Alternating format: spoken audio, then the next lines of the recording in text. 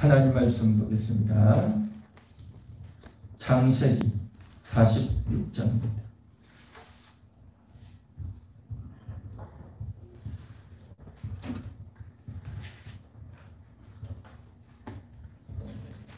창세기 46장 1절부터 34절까지 한 절씩 교독하겠습니다. 이스라엘이 모든 소유를 이끌고 떠나 브엘세바에 이르러 그의 아버지 이삭의 하나님께 희생 제사를 드리니 이스라엘에게 나타나 이르시되 야곱아 하시는지라 야곱이 이르되 내가 여기 있나이다 하매 하나님이 이르시되 나는 하나님이라 네 아버지의 하나님이니 애굽으로 내려가기를 두려워하지 말라. 내가 거기서 너로 큰 민족을 이루게 하리라. 내가 너와 함께 애굽으로 내려가겠고 반드시 너를 인도하여 다시 올라올 것이며 요셉이 그의 손으로 내 눈을 감기리라 하셨더라. 야곱이 브엘세바에서 떠날 새 이스라엘의 아들들이 바로가 그를 태우려고 보낸 수레에 자기들의 아버지 야곱과 자기들의 처자들을 태우고 그들의 가축과 가나안 땅에서 얻은 재물을 이끌었으며 야곱과 그의 자손들이 함께 애굽으로 갔더라. 이와 같이 야곱이 그 아들들과 손자들과 딸들과 손녀들 곧 그의 모든 자손을 데리고 애굽으로 갔더라. 애굽으로 내려간 이스라엘 가족의 이름은 이러하니라. 야곱과 그의 아들들 야곱의 맏아들 루벤과 르우벤의 아들 한옥과 갈루와 헤스론과 갈미요 시므온의 아들은 여무엘과 야민과 오핫과 야긴과 스할과 가나안 여인의 아들 사울이요. 레위의 아들은 게르손과 그핫과 므라리요 유다의 아들 오델과 오난과 셀라와 베네스와 세라니 엘과 오나는 가나안 땅에서 죽었고 베네스의 아들은 헤스롯과 하물이요. 이사갈의 아들은 돌라와 부아와 욥과 시므론이요 스브론의 아들은 세레스와 엘론과 열리엘이니 이들은 레아가 바단 아람에서 야곱에게 난 자손들이라. 그 딸 디나를 합하여 남자와 여자가 33명이며 가세 아들은 전병과 하기와 수미와 에세본과 에리야와 아라요. 아셀의 아들은 임나와 이스와와 이스위와 브리아와 그들의 누이 세라며 또 브리아의 아들은 헤벨과 말기엘이니 이들은 나단이 그의 딸 레아에게 준 실바가 야곱에게 낳은 자손들이니 모두 10명이라. 야곱의 아내 라헬의 아들 곧 요셉과 베냐민이요 애굽 땅에서 온의 제사장 오디벨의 딸 아세나시 요셉에게 낳은 므낫세와 에브라임이요. 베냐민의 아들 곧 벨라와 베겔과 아스벨과 게라와 나아만과 에히와 로스와 묵빔과 굽빔과 아르시니 이들은 라헬이 야곱에게 낳은 자손들이니 모두 14명이요. 단의 아들 후심이요 납달리의 아들 곧 야셀과 후미와 예셀과 실렘이라. 이들은 라반이 그의 딸 라헬에게 준 빌하가 야곱에게 낳은 자손들이니 모두 7명이라. 야곱과 함께 애굽에 들어간 자는 야곱의 며느리들 외에 66명이니 이는 다 야곱의 몸에서 태어난 자이며 애굽에서 요셉이 낳은 아들은 2명이니 야곱의 집 사람으로 애굽에 이른 자가 모두 70명이었더라. 야곱이 유다를 요셉에게 이르며 자기를 고센으로 인도하게 하고 다 고센 땅에 이르니 요셉이 그의 수레를 갖추고 고센으로 올라가서 그의 아버지 이스라엘을 맞으며 그에게 보이고 그의 목을 어긋 맞춰 안고 얼마 동안 울매 이스라엘이 요셉에게 이르되 내가 지금까지 살아있고 내가 네 얼굴을 보았으니 지금 죽어도 조카주다. 요셉이 그의 형들과 아버지의 가족에게 이르되 내가 올라가서 바로에게 아뢰어 이르기를 가나안 땅에 있던 내 형들과 내 아버지의 가족이 내게로 왔는데 그들은 목자들이라 목수가는 사람들이므로 그들의 양과 소와 모든 소유를 이끌고 왔나 하나이다 하리니 바로가 당신들을 불러서 너희의 직업이 무엇이냐 묻거든 당신들은 그들을 죄의 도를 어렸을 때부터 지금까지 축축하는 자들이오되 우리와 우리 선조가 다 그러하나이다 하소서. 애굽 사람은 다 목축을 가정히 여기나니 당신들이 고센 땅에 살게 되리이다. 아멘. 오늘은 이제 야곱이 애굽으로 내려가는 그러한 장면이 여기에 나오고 있습니다. 야곱은 22년 전에 자기가 가장 사랑했던 아들 요셉을 잃어버렸죠. 자기 아들 요셉이 죽었다. 그래서 아들 요셉에게 입혔던 채색 옷이 찢겨지고 피에 묻어 있는 것을 보고 자기 아들 요셉이 죽었다 하면서 굉장히 슬피 울고 안타깝게 여기고 또 자기를 이어서 이제 상속자를 삼으려고 했는데 그 아들이 죽어버렸으니 가장 사랑했던 여인 라헬이 낳은 아들 요셉 아닙니까? 그 요셉이 죽었으니까 얼마나 절망했고 비참했고 고통스러웠겠습니까? 그랬던 요셉이 살아있다 라는 이야기를 들을 때 얼마나 충격이었겠습니까? 얼마나 깜짝 놀라겠습니까? 그래서 애굽의 양식을 살아갔던 아들들이 요셉이 살아있습니다. 그 요셉이 지금 애굽의 총리입니다 라는 이야기를 할 때에 얼마나 충격이었고 얼마나 놀라웠고 너무너무 정말 보고 싶은 그러한 마음이 가득했죠. 자, 그래서 여태까지는 애굽의 양식을 살아갔는데 애굽의 총리가 너희는 정탐이다 라고 아주 호되게 몰아붙이는 바람에 우리는 정탐이 아닙니다. 그래 정탐이 아니라면 너희 막내 아들을 데리고 와봐라.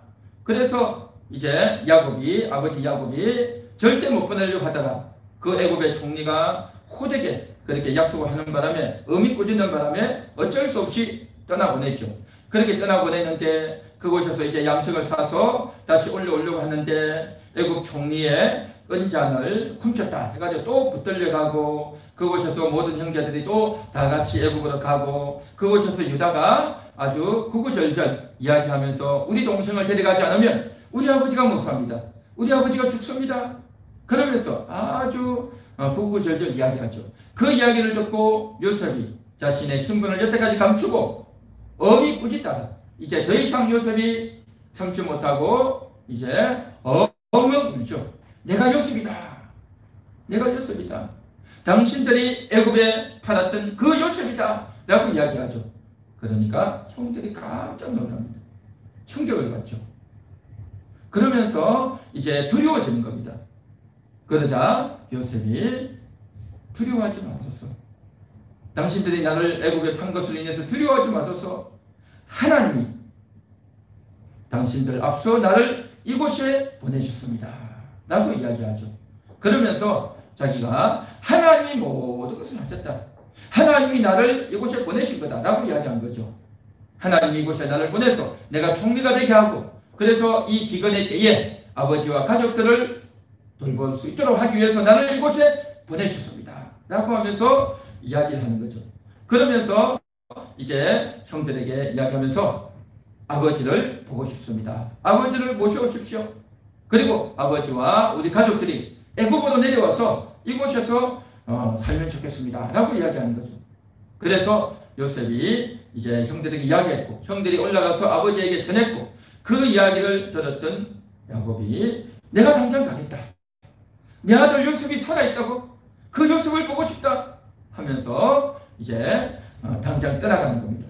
그래서 오늘 1절에 보니까 이스라엘이 모든 소유를 이끌고 떠나라고 하는 거죠. 떠납니다. 어디에서 떠납니까? 헤브론에서 떠납니다. 헤브론은 이스라엘 나라의 남쪽 지역입니다. 저 남쪽 지역. 그런데 그 남쪽 지역보다 더 남쪽에 있어요. 그곳이 바로 어디냐면 브엘셰바입니다. 브엘셰바는 이스라엘 지도에서 보면 가장 남쪽에 이스라엘 최남단에 있는 지역이 브엘셰바, 제일 북단에 있는 지역이 단입니다. 그래서 브엘셰바에서 단까지, 단에서 브엘셰바까지 라는 그러한 찬양도 있고 또 그러한 성경 구절이 있죠. 자, 어쨌든 그 브엘세바에 오는 겁니다. 그곳에 갈 때에 어떻게 가느냐? 모든 소유를 이끌고 오라고 했죠. 모든 소유. 모든 소유가 뭡니까? 그동안 기르던 양과 염소와 여러 짐승들을 끌고 또 생활하면서 필요했던 모든 물품들을 다 바리바리 싸고 챙겨서 모든 가족들을 다 데리고 그렇게 떠나가는 겁니다. 그냥 내가 야곱이 내가 아들을 한번 보겠다 해서 한번 다녀오겠다. 그냥 잠시 여행 다녀오듯이 그렇게 다녀오는 것이 아니라 아예 이주를 하려고 아예 애굽에 가서 살려고 그렇게 내려가는 겁니다. 그렇게 해서 내려가는데 이제 야곱이 얼마나 기뻤겠습니까? 여러분 생각을 해보십시오. 그동안 잃어버렸던 아들, 이제 그 아들이 죽었다라고 해서 그렇게만 알고 있던 그 아들의 얼굴을 보고 싶은 겁니다. 속히 보고 싶은 겁니다. 부모는 자식을 잊지 못하죠. 그 자식이 먼저 이 세상을 떠났다 죽었다라고 해서 그렇게만 알고 있는데 아들들에게 그동안 속았지 않습니까? 아버지를 속였지 않습니까? 그랬는데 살아있다 라는 이야기를 알고 이제 내려가는 거죠. 그렇게 해서 내려가는데 그냥 야곱 혼자만 가는 것이 아니라 온 식구 다 데리고 모든 짐들 소유물들 다 데리고 이제 가는 겁니다. 왜냐? 총리가 된 요셉이 내려오라고 하니까 초청을 받고 내려가는 거죠. 뿐만 아니라 애굽의 왕도 오라 하고 허락을 한 그런 상태단 말이죠. 자, 그렇게 해서 이제 내려가는데 브엘세바에 도달한 겁니다. 최남단에 도달했어요. 그곳에서 뭘 하느냐? 희생 제사를 드렸다는 거죠. 제물을 올리고 하나님 앞에 예배를 드리는 겁니다. 오늘날 식으로 말을 하면 예배 드리는 거죠. 예배하며 하나님께 기도하는 겁니다. 자, 그렇게 예배 드리며 기도를 할 때에 어떤 일이 일어났느냐? 2절부터 4절까지 우리 한 번 더 다 같이 읽어 보겠습니다. 그 밤에 하나님이 이상 중에 이스라엘에게 나타나 다 같이 읽습니다. 이때 그 밤에부터 다시 그 밤에 하나님이 이상 중에 이스라엘에게 나타나 이르시되 야곱아 야곱아 하시는지라. 야곱이 이르되 내가 여기 있나이다 하며 하나님이 이르시되 나는 하나님이라 네 아버지의 하나님이니 애굽으로 내려가기를 두려워하지 말라. 내가 거기서 너로 큰 민족을 이루게 하리라. 내가 너와 함께 애굽으로 내려가겠고 반드시 너를 인도하여 다시 올라올 것이며 요셉이 그의 손으로 내 눈을 감기리라 하셨더라. 아멘. 하나님이 나타나신 겁니다. 하나님이 야곱을 찾아오셨어요. 야곱아 야곱아 하시면서 찾아오시면서 나는 하나님이다. 나는 하나님이다. 내 아버지 하나님이다. 라고 하면서 하나님이 나타나신 거예요. 그러면서 애굽으로 내려가기를 두려워하지 말라. 내가 너와 함께 애굽으로 들어가겠다. 그리고 너를 인도하여 다시 올라오겠다. 이제 내 아들 요셉이 너의 눈을 감겨줄 것이다. 라는 이야기를 하게 되는 거죠. 자, 이제 내려가는데 너무나도 좋아서 내려가는데 이제 여태까지는 요셉을 보고 싶어서 아들을 보고 싶어서 그렇게 간 겁니다. 또 지금 현재 애굽에 기근이 많으니까 먹고 살 수가 없으니 이제 그곳에서 이제 좀 양식을 먹고 편안하게 지내려고 가는 거죠. 그리고 애굽의 초청, 총리인 요셉의 초청을 받고 가는 겁니다. 아들을 만나려고 당장 가는 겁니다. 환경이 어려우니까 당장 그곳으로 가는 거예요. 너무나도 당연한 행보인 거죠. 그렇죠? 당연히 가는 거고 오라고 하니까 가는 거죠. 자, 그런데 말입니다. 야곱에게는 하나 걸리는 게 있어요. 두려운 게 하나 있습니다. 뭐가 걸리겠습니까? 바로 하나님 걸리는 겁니다. 어떤 결정을 내리기 전에, 어떤 행동을 하기 전에 먼저 하나님의 뜻이 어디 있는지 살펴보고 싶은 겁니다. 여태까지 야곱은 가나안에서 절대 떠나서는 안 된다라는 생각을 하고 살았던 겁니다. 왜냐하면 옛날에 야곱이 자기 아버지 이삭이 죽기 전에 이제 축복해 주는 것을 형을 속이고 아버지를 속이고 축복을 받잖아요. 그러면서 이제 외갓집으로 떠나가는 거죠. 외갓집으로 떠나가는 겁니다. 그렇게 그곳을 떠나갈 때에 그렇게 그곳을 떠나갔던 야곱 아닙니까? 바로 그때는 바로 하나님의 뜻에 따라서 떠나가는 거죠.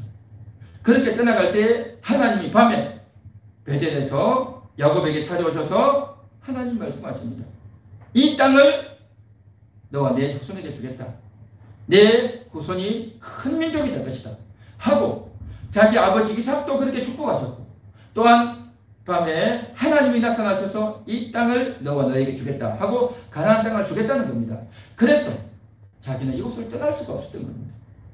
자기 아버지 이삭도 가나안을 떠나지 않았고 자기 할아버지 아브라함도 떠나지 않았고 야곱도 그 사실을 알기 때문에 가나안을 절대 떠날 수가 없는 겁니다. 왜냐하면 이 땅을 주겠다고 했기 때문에 그렇게 알고 그렇게 생각하고 있었는데 떠나가다니 그게 늘 마음에 걸리는 겁니다. 그런데 지금 현실이 뭡니까? 요셉이 살아있다는 거예요. 지금 기근이 심해서 가나안 땅에서 먹고 살 것이 없으니 애굽에 와서 살라는 거예요. 애굽에 와서. 그러니까 이제 먹고 살기 위해서는 애굽으로 가야 되겠고 아들 요셉을 보고 싶고 근데 그것이 잠깐 갔다가 오는 것이 아니다 말이죠. 지금 여기 그렇게 말하지 않습니까? 4절에 보면 하나님도 그렇게 말씀하시죠. 요셉이 그의 손으로 내 눈을 감기리라. 그럼 무슨 말입니까? 그곳에서 죽는다는 거죠. 애굽에 갔다가 잠깐 있다가 몇 달 있다가 몇 년 있다가 올라오는 것이 아니라 그곳에서 죽는다는 거예요. 그러니 지금 야곱도 그런 생각을 하고 가고 있는 거고 하나님께서도 그렇게 말씀하고 계신 것 아닙니까? 자, 그렇기 때문에 야곱은 마음에 걸리는 겁니다. 현실적으로는 가야 되지만 그러나 하나님의 약속이 하나님의 말씀이 있었기 때문에 그는 떠나지 않았던 겁니다. 야곱은요 하나님을 믿는 사람이었어요. 하나님을 경배하고 하나님을 섬기는 사람이었습니다. 하나님의 약속을 받고 아버지 하나님, 할아버지 하나님, 아브라함이 하나님, 이삭이 하나님의 그 언약을 받았고 그래서 그 언약대로 할례를 행하며 언약을 지키며 이 땅을 주겠다. 이 땅을 주겠다. 그리고 큰 민족을 이루게 하겠다라는 약속을 받았기 때문에 절대 떠날 수 없었던 겁니다. 하나님의 약속이 하나님 말씀을 믿었기 때문에 저는 야곱은 떠나지 않았던 거죠. 그런데 당장 가는 거죠. 당장 내려가는 거예요. 모든 짐을 다 싸서 내려간단 말이죠. 그의 육신은 너무나도 상식적이고 합당한 선택을 하지만 그러나 하나님이 걸려서 그래서 그것이 두렵고 힘든 겁니다. 그랬던 야곱에게 하나님이 오셔서 하시는 말씀이 이겁니다. 야곱아, 야곱아, 두려워 말라. 애굽으로 내려가기를 두려워 말라. 내가 너와 함께 하겠다. 너가 애굽에서 큰 민족을 이룰 것이다. 라고 하시면서 내려가라. 하나님이 말씀해 주시는 겁니다. 할렐루야. 하나님의 말씀을 받고 야곱은 애굽으로 내려가는 겁니다. 하나님의 음성을 듣고 애굽으로 내려가서 지금 내가 두려워하고 주저했던 야곱이 이제는 기쁜 마음으로 내려가는 것입니다. 그래서 참 하나님의 말씀이 너무나도 놀랍다는 거죠. 자, 5절을 보십시오. 5절에 보면 야곱이 브엘셰바에서 떠날 때, 자, 여태까지는 헤브론에서 브엘셰바로 내려왔어요. 자, 그런데 이제는 브엘셰바를 떠나간대요. 어디로? 애굽을 향해서 더 내려가는 거죠. 떠날 때 이스라엘의 아들들이 바로가 그를 태우려고 보낸 수레에 자기들의 아버지 야곱과 자기들의 처자들을 태우고 그렇죠. 이제 애굽에 바로가 보낸 그 수레를 타는 거예요. 여태까지는 헤브론에서 부엘셰바로 올 때까지는 그 수레를 안 탔어요. 그냥 걸어왔단 말이죠. 그런데 이제는 그걸 타는 겁니다. 왜 이때까지 안 탔을까요? 마음이 내키지 않았다. 내 몸이 지금 내려가고 있지만, 요셉을 만나려고 내려가고 있지만 아직 신이 나지 않고 마음에 걸리는 것이 있고 마음에 주저함이 있었단 말이죠. 그러나 하나님의 음성을 듣고 나서, 하나님의 지시를 받고 나서, 하나님이 함께 하겠다는 말씀을 듣고 나서 야곱이 이제는 안심하고 그 수레를 타고 이제는 내려가는 겁니다. 이와 같이 야곱은 하나님의 말씀을 듣고 하나님을 믿고 내려가는 겁니다. 우리가 이 세상을 살면서, 인생 살면서 중요한 결정을 내리고 중요한 행동을 해야 될 때가 있습니다. 그런데 그 결정과 행동을 할 때에 너무나도 당연하고 상식적이고 합당한 선택을 해야 되죠. 그 합당한 선택을 해야 되는 그 선택이 바로 뭐냐? 이것이 바로 육신의 선택이다. 육신의 선택. 그런데 우리 하나님을 믿는 사람은 거기에서 그 합당한 선택, 너무나도 옳은 선택, 너무나도 당연한 선택으로 끝나는 것이 아니라 하나님을 생각해야 될 줄 믿습니다. 하나님의 뜻은 뭘까? 하나님은 뭐라고 말씀하실까를 우리는 늘 챙기고 신경을 써야 된다는 겁니다. 할렐루야. 야곱은 그래서 마음이 걸렸고, 그래서 마음에 주저함이 있었고 두려움이 있었던 겁니다. 그것을 하나님이 아시고 두려워하지 말라. 너가 그곳에서 큰 민족을 이룬다. 그리고 내가 너를 이곳으로 이제 데리고 오겠다 라고 하나님이 그렇게 말씀해 주는 것 아닙니까? 우리는 이 세상을 살아가면서 많은 이사를 합니다. 많은 여행을 하죠. 그래서 잠시 잠깐 며칠 동안 다녀오기도 하고, 또 내가 살았던 이전 시골을 다녀오기도 하고, 또 아들 만나러, 딸 만나러, 손자 만나러 또 어디를 몇 날 며칠 혹은 몇 달을 다녀오기도 하죠. 또 어떤 경우에는 아예 이사를 가는 겁니다. 이사를 가서 그곳에 살죠. 왜냐하면 직장이 그곳으로 옮겼기 때문에. 또 아들 집, 딸 집에 가서 살기 위해서 그렇게 가기도 하죠. 또 이곳저곳 다니다 보니까 이곳이 너무 좋다 해서 여행만 오는 것이 아니라 아예 이사를 해서 그곳에 살려고 하죠. 사람들은 다 여행을 다니고 그러면서 내 마음에 드는 곳을 이사를 가고 그렇게 하죠. 그래서 떠돌이 인생이다, 나그네 인생이다 라고 말을 하죠. 그래서 이곳저곳을 떠돌아다니는 거예요. 또 어떤 사람은 이곳에 몇 달 살고 또 저곳에 몇 년 살고 또 옮겨다니고 늘 옮겨다니는 겁니다. 또 어떤 사람은 자기의 청운의 꿈을 안고 자기의 꿈을 이루려고 자기 인생을 이제 비전을 이루기 위해서 그렇게 옮겨다니고 이사를 다니고 이것저것을 다니죠. 그렇게 다니는 데는 다 이유가 있어요. 지금 이곳은 살 수가 없었어. 또 집값이 너무 올랐어. 또 더 좋은 곳에 더 좋은 아파트에 들어가서 살려고, 또 직장을 찾아서 그곳을 옮기고, 또 새로운 사람을 만나서 그곳을 옮기고, 다양한 이유로 인해서 이사하고 옮기고 이동하고 다 다니죠. 그런데 이유가 뭐냐 말이죠. 이유가 뭐 있겠어요? 당연히 직장 따라서 사람 만나려고, 또 아들 자들 집에 가서 살려고, 다 그런 이유이죠. 그런데 하나님을 믿는 사람에게는요, 그런 것이 이유가 되면 안 됩니다.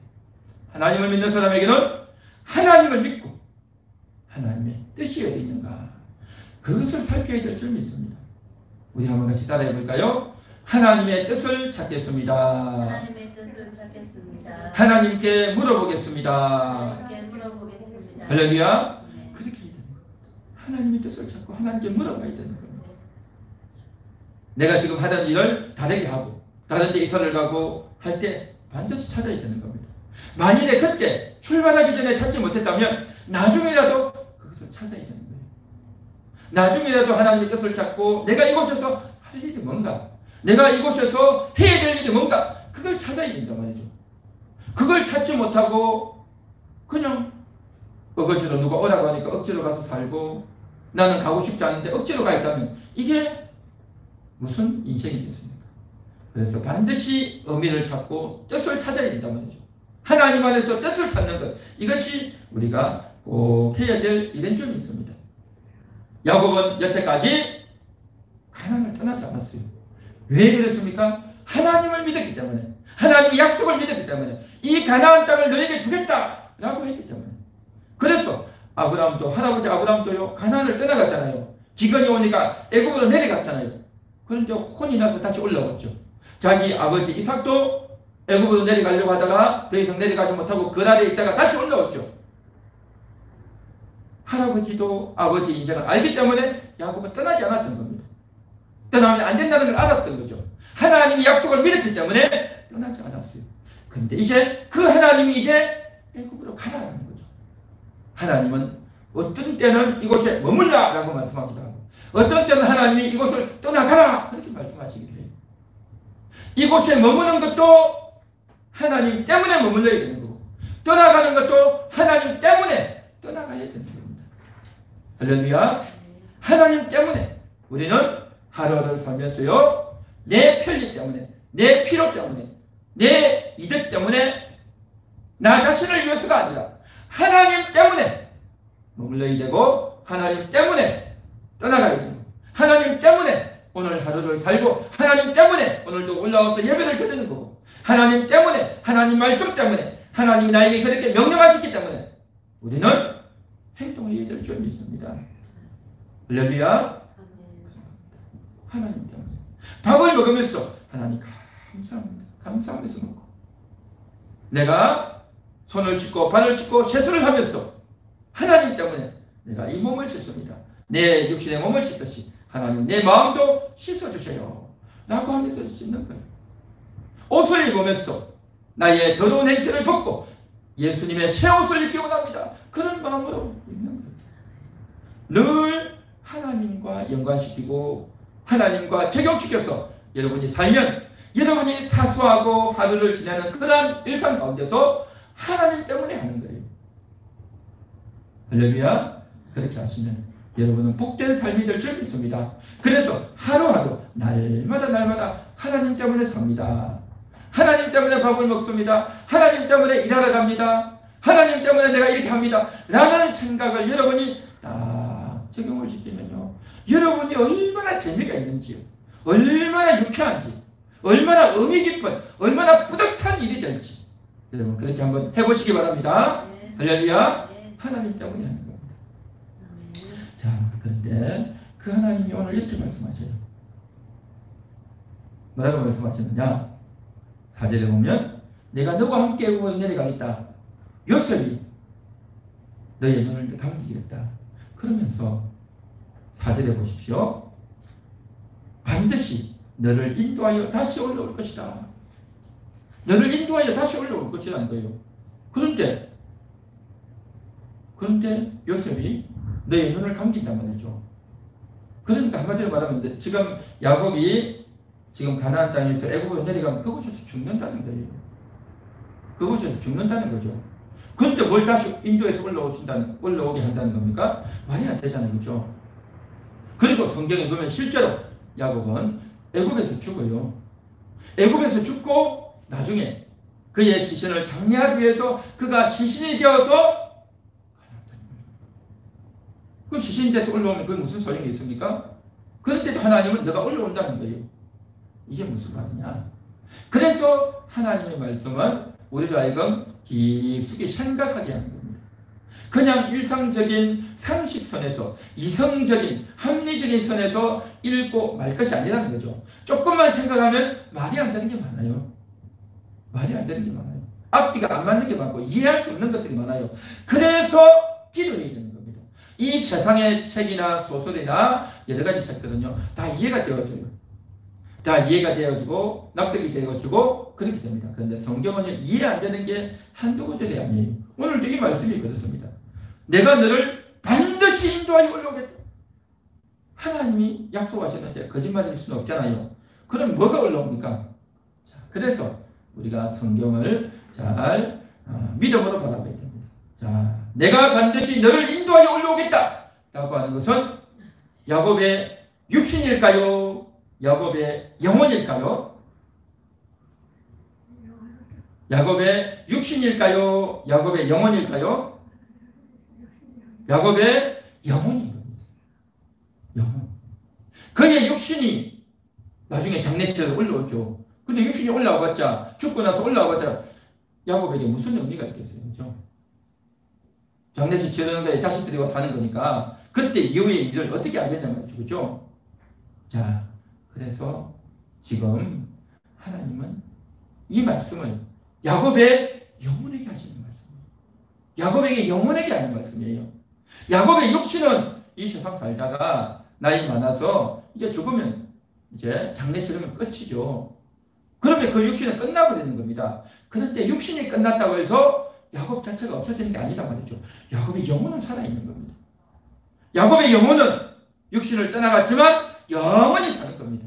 그래서 하나님은 야곱의 영혼에게 향하여 너가 지금 육신의 몸을 이끌고 내려가지만 너의 영혼이 올라올 거다. 너는 이곳에 올라올 거다. 그 올라온다는 게 뭡니까? 야곱은 하나님의 약속을 붙들었던 사람입니다. 하나님을 믿었던 사람이에요. 이 가나안 땅을 너와 내 후손에게 주겠다. 그리고 내가 큰 민족을 얻을 것이다. 너는 복이 될 것이다. 나는 하나님의 약속을 들었고 아버지로부터 축복을 받았고 하나님으로 직접 받았고 들었는데 이제 그 하나님께서 그의 영혼에게 말씀하시는 겁니다. 너가 이곳에 다시 올라올 거다. 그 말이 뭐죠? 영혼은요 장소에 매이지 않아요. 영혼이 애굽에만 있겠어요? 어디든지 있는 겁니다. 끝나고 나면 천국에 가잖아요.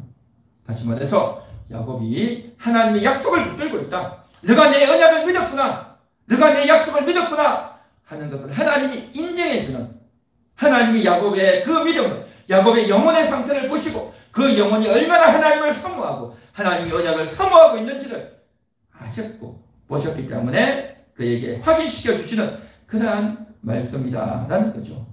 할렐루야. 하나님의 약속을 믿었던 겁니다. 그의 영혼에게 하시는 말씀이다라는 거죠.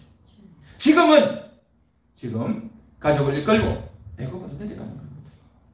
야곱과 또 그의 아들들, 12아들들, 또 딸들이라고 했어요. 딸들. 그러니까 디나가 한 명 있었는데 디나 말고 또 다른 딸이 있었던 것 같아요. 그래서 디나와 함께 또 이제 그 자식들이 낳은 손자, 손녀들, 손주들이 같이 있는 겁니다. 다 총 합치면 한 70명이 됐다는 겁니다. 그 70명과 함께 이제 내려가는 거죠.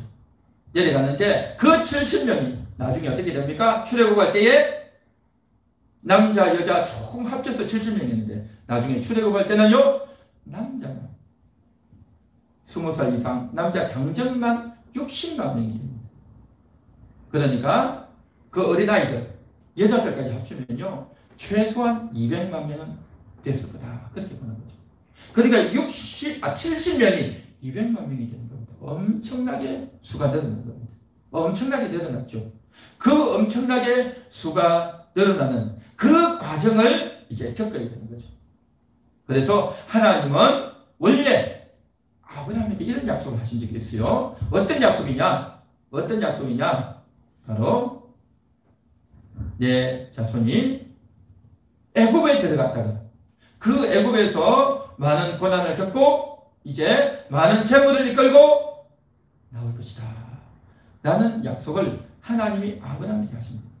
그 약속이 지금 이루어져야 되는 겁니다. 다시 말해서 아브라함, 이삭, 야곱 이들은 가나안에서만 사는 것이 아니라 잠깐 애굽에 들어갔다가 출애굽에서 올라와야 되는 겁니다.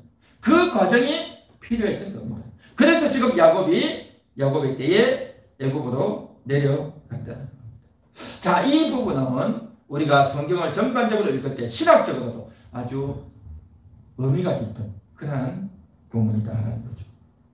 예수님도 이 땅에 태어나셨을 때, 동정녀 마리아의 몸에서 태어나셨을 때 어떻게 합니까? 동방박사들이 찾아오고 또 목자들이 찾아와서 경배를 하죠. 그럴 때 그때에 8일 만에 세례를 받고 즉각 어디로 갑니까? 애굽으로 내려가죠. 애굽. 헤롯이 아기 예수님을 죽이려고 군사들을 보내니까 그때 천사들이 나타나서 즉각 피신하라 하고 그 천사의 말을 듣고 요셉이 이제 마리아와 예수님을 데리고 애굽으로 갔죠. 그리고 나서 그 헤롯이 죽고 나서 다시 올라오죠. 예수님도 애굽에 내려갔다가 다시 올라옵니다. 그리고 나서 예수님이 이 땅에 태어나셨고 애굽에 내려갔다가 다시 올라오셔서 33년을 지내시다가 십자가에서 못 박혀 죽으시고 다시 부활하시죠. 그리고 40일 동안 제자들과 함께 있다가 하늘로 올라가시는 겁니다. 예수님 행보를 보십시오. 예수님이 원래 하늘에 계셨지 않습니까? 그렇죠? 하늘에 계셨던 그 예수님의 영이 육신의 몸을 입고 이 땅에 오셨다가 잠깐 애굽에 들어가셨다가 33년을 사시고 하늘로 올라가신 거예요. 예수님의 영이 이 땅에 오셨고 육신의 몸을 입고 살다가 이제 육신의 몸을 벗고 하늘로 올라간 겁니다. 이스라엘 백성들도 가나안 땅에 살다가 애굽으로 내려갔다가 다시 출애굽에서 올라오는 겁니다. 이것은 바로 무슨 과정이냐? 오늘날 성도들이 애굽에서 빠져나와야 되는 겁니다. 출애굽해야 된단 말이죠. 애굽은 뭡니까? 애굽은 세상을 가리키는 겁니다. 사탄이 지배하는 세상, 악한 세상을 가리키는 것입니다. 이 세상에서 있다가 그 세상을 탈출해야 되는 겁니다. 출애굽해야 된단 말이죠. 그래서 그 출애굽에서 홍해를 건너서 가지 않습니까? 그래서 이제 이스라엘 백성들을 쫓아왔던 바로의 군대는 다 물에서 죽고 이스라엘 백성들은 구원을 얻고 살아나는 그러한 사건이 있지 않았습니까? 이와 같이 우리도 이 세상에 태어나서 죄악 많은 세상에 태어나서 이곳에서 마귀의 지배하에서 살다가 이곳에서 세상을 탈출해서 뭐가요? 우리의 영혼이 세상을 탈출해서 이제 구원을 받아야 되는 겁니다. 다시 정리하면 이렇게 됩니다. 우리의 영혼, 여러분의 영혼은 원래 하늘에 계셨어요. 여러분의 하늘에 있었는데 이제 여러분들도 육신의 몸을 입고 이 땅에 태어난 거예요. 육신의 몸을 입고 이 땅에 태어났다가 어떤 사람은 남자로, 어떤 사람은 여자로, 어떤 사람은 부잣집에서, 어떤 사람은 가난한 집에서, 어떤 사람은 머리가 좋고 똑똑한 사람으로, 어떤 사람은 머리가 약하고 IQ가 좋지 못한 사람으로, 어떤 사람은 센스도 있고 빠릿빠릿하고 행동을 잘하는 적극적인 사람으로, 어떤 사람은 감이 느리고 소극적이고 또 수동적인 사람으로 각기 다양한 인상으로 태어납니다. 그렇게 태어났다가 이 세상에서 살다가 먹고 사는 일에 매이고 학교를 다니고 또 시집을 가고 장가를 가고 그렇게 하는 가운데 세상에 파묻혀 살다가 그 세상에서 출애굽하는 겁니다. 그의 영혼이 출애굽해서 예수를 믿고 예수를 영접하고 이제 가나안을 향해서 이스라엘 백성들이 가듯이 이제 우리는 하나님과 함께 이 세상에서 사는 겁니다. 가나안에 들어가기 위해서 가나안의 누림을 위해서 우리가 날마다 한 걸음 한 걸음 나아가는 겁니다. 무엇이? 우리의 영혼이. 이스라엘 백성들의 역사가 그랬습니다. 그래서 애굽으로 들어갔다가 다시 출애굽에서 나왔다가 가나안으로 들어가듯이 예수님도 하늘에서 이 땅에 육신의 몸을 입고 이 땅에 왔다가 33년을 지나고 그 영혼이 하늘로 올라가듯이 여러분의 영혼도 하늘에서 하나님이 여러분에게 이 세상에 보내주신 거예요. 이 세상에 보내주시고 우리가 이 세상에서 한평생 살다가 이제 육신의 몸을 벗어버리고 하나님께로 올라가는 겁니다. 할렐루야. 이것이 바로 인생은 어디서 왔어? 어디로 가는가? 어디서 왔으며 이 세상에서 무엇하며 살다가 어디로 떠나가는가? 라고 하는 것에 대해서 많은 사람들이 여태까지 모든 인생들이 궁금해했던 겁니다. 사람은 과연 어디서 태어났을까? 어디서 온 걸까? 왜 내가 태어난 걸까? 내가 뭐하고 살아야 될까? 그리고 죽으면 어떻게 사는 걸까? 여기에 대해서 모든 사람이 궁금해했던 겁니다. 그렇게 궁금했는데 그 궁금증에 해답을 찾기 위해서 사람들이 얼마나 많은 철학자들이 생긴 거예요. 철학을 하는 사람들, 연구하고 고민하고 공부하고 그래서 많은 사람들이 가르치고 그렇게 했지 않습니까? 그래서 우리가 잘 아는 소크라테스, 플라톤, 그렇죠? 아리스토텔레스 이런 사람들이 나오지 않습니까? 그 철학자입니다. 그 소크라테스가 했다는 그 유명한 말이 뭡니까? 너 자신을 알라라고 했잖아요.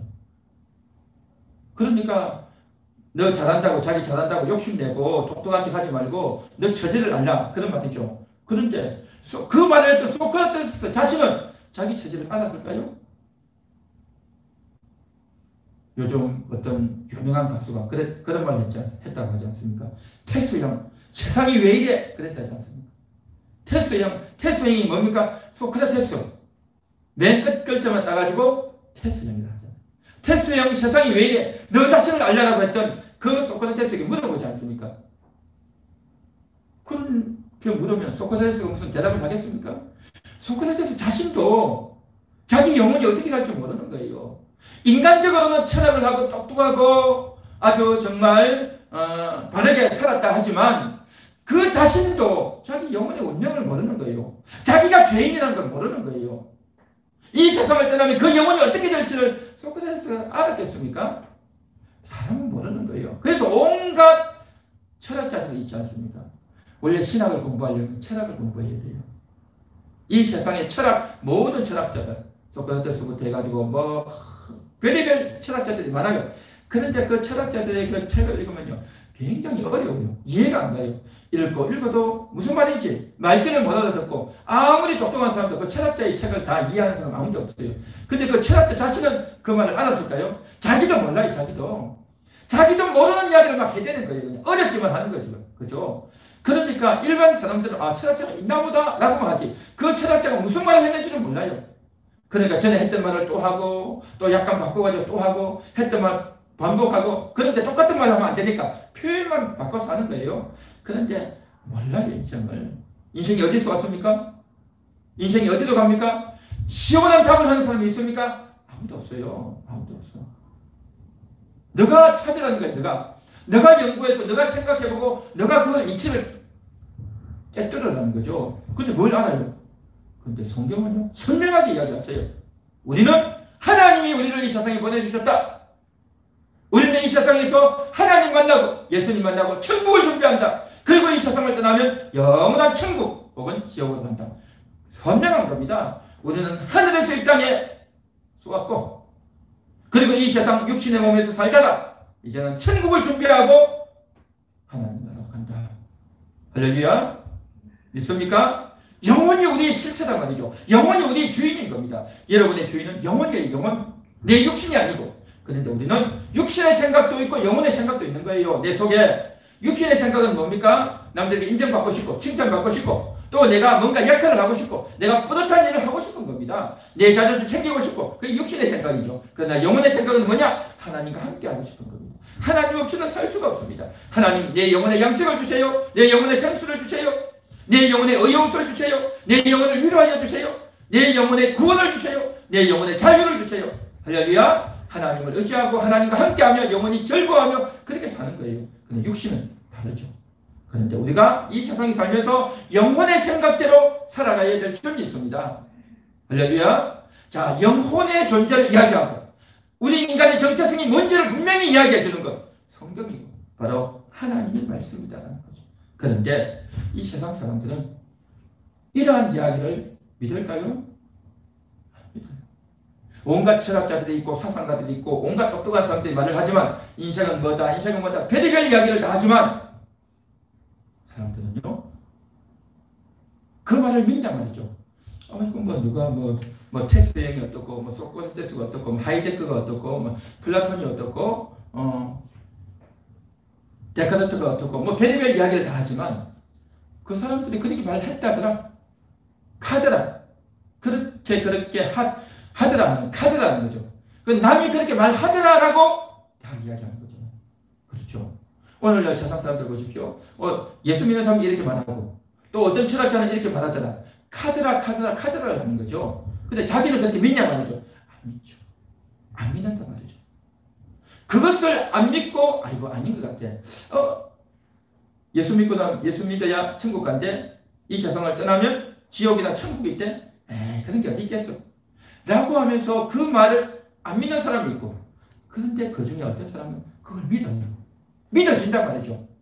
하나님이 계시다는 게 믿어지고, 내 영혼이 있다는 것이 믿어지고, 예수를 믿고 천국 가야 되겠다, 예수를 믿지 않으면 지옥 간다, 이 말씀이 믿어지는 겁니다.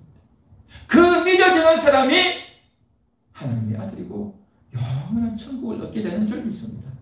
할렐루야. 오늘 이 시간 여러분들은 그 말씀이 믿어졌기 때문에 오늘 이 자리에 올라오신 겁니다. 하나님의 그 말씀, 성경의 말씀이 믿어지기 때문에 오늘 이 시간 예배에 참여하며 이 말씀을 듣고 계신 줄 믿습니다. 우리가 한번 따라해 볼까요? 하나님을 믿습니다. 하나님 말씀을 믿습니다. 그래서 교회를 오는 거예요. 하나님을 믿기 때문에 교회를 오는 거예요. 하나님을 믿기 때문에 내가 직장도 다니고 결혼도 하고 일도 하고 사람도 만나고 인생을 산단 말이죠. 하나님을 믿기 때문에 그렇게 행동하는 겁니다. 하나님을 믿기 때문에 그러한 이유와 또 목적을 가지고 살아간단 말이죠. 영혼이다 말이죠. 영혼에 대한 인식인 겁니다. 지금 야곱도 하나님께서 내가 너를 인도해서 올리겠다. 그 영혼을 올리겠다는 거죠. 육신이 와봤자 뭐 하겠어요? 우리는 그렇게 생각하죠. 고향이 그립다. 고향을 가보고 싶다. 그 고향 땅이 어떻게 되어 있을까? 되게 궁금해하죠. 그런데요, 몇 년 만에 가보지만요, 가보면 옛날하고 달라요. 저도 저희 고향을 가끔씩 한 번씩 가보지만, 그래서 아쉬워서 가보지만, 가봤자 별거 없어요. 가봤자 별거 없어. 옛날 친구들, 옛날 사람들 만나봤자 별거 없어요. 보고 싶고 그립고 만나고 싶지만 가보고 보지만 별거 없어요. 정말 중요한 게 뭐냐? 내 영혼의 고향이 중요한 겁니다. 영혼의 고향. 여러분의 영혼의 고향이 어디입니까? 하늘나라. 할렐루야. 영혼의 고향을 우리는 가야 되는 겁니다. 그래서 우리가 사람이 죽으면 뭐라고 합니까? 돌아간다라고 하잖아요. 사람이 죽으면 돌아가셨습니다 하잖아요. 돌아갔다는 건 뭡니까? 왔던 데를 다시 왔다는 거잖아요. 어디서 왔어요? 하늘나라. 그래서 우리는 돌아간다. 하늘나라로 돌아간다. 원래 우리가 있던 하늘나라로 간다는 거죠. 우리는 이곳에 와서 할 일이 있어서 온 거예요. 무슨 일? 이 세상에서 예수를 믿어야 되고, 이 세상에서 천국을 준비해야 되는 거고, 이 세상에서 믿음을 키우고 거룩을 훈련해야 될 줄 믿습니다. 그래서 그 훈련하려고 이 세상에 온 거예요. 그런데 그걸 모르고 이 세상에서 와가지고 내가 여자 인생이 이렇게 고달프다, 내가 남자로서 힘들었다, 또 내가 가난하게 살았다, 내가 무식하게 살았다, 내가 잘 먹고 잘 살았다, 그런 의미 없는 이야기를 한단 말이죠. 여러분들은 영혼의 입장에서, 영혼의 관점에서 생각하고 말할 수 있기를 축원합니다. 축원합니다.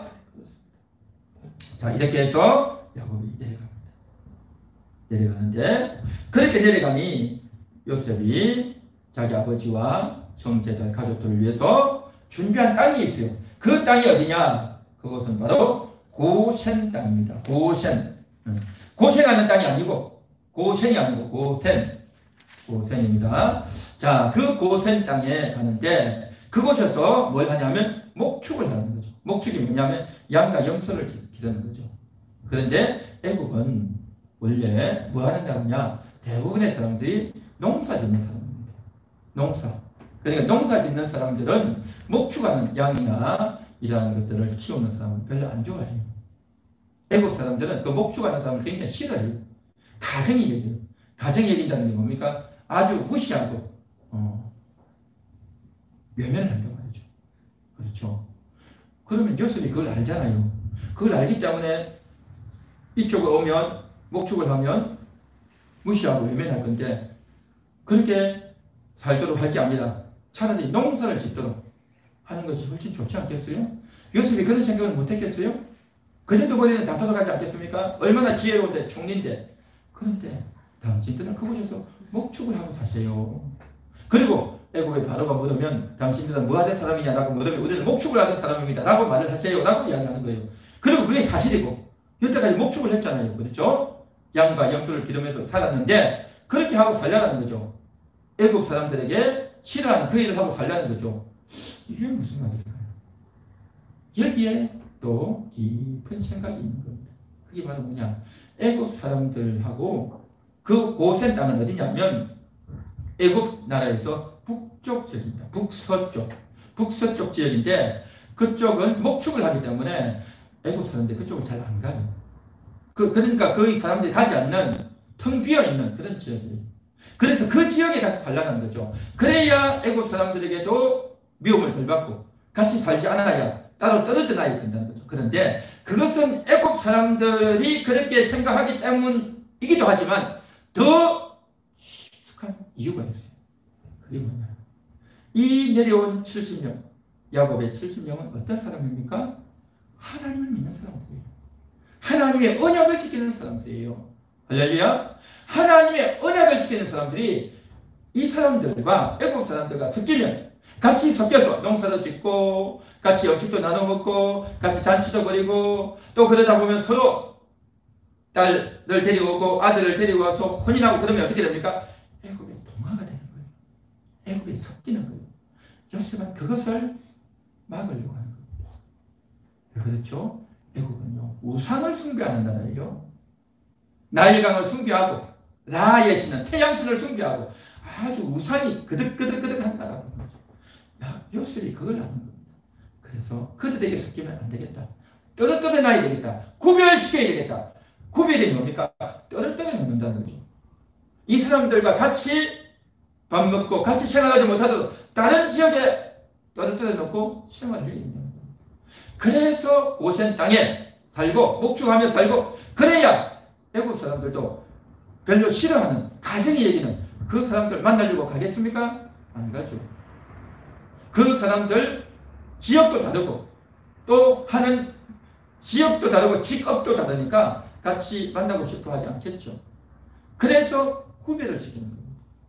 그렇게 구별을 시켜서 믿음을 유지하고 하나님의 백성이라고 하는 하나님의 언약을 지키는 그러한 사람들로 세우기 위해서 그러한 조치를 했던 겁니다.